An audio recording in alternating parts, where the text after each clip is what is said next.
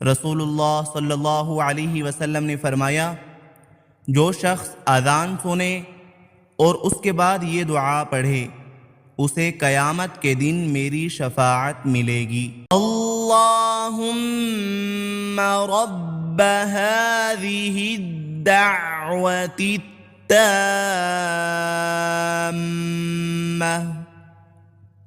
वस्सलातिल क़ाइमा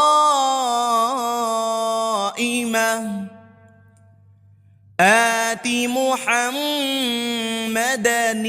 वसीलत वल फ़ज़ीलह वद्दरजतर रफ़ीअह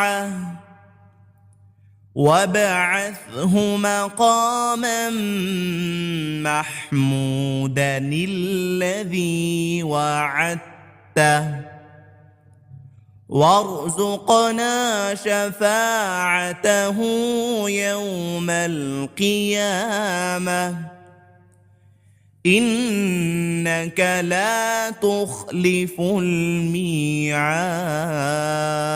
اللهم صل على محمد وعلى آل محمد كما صليت على إبراهيم وعلى آل إبراهيم إنك حميد مجيد.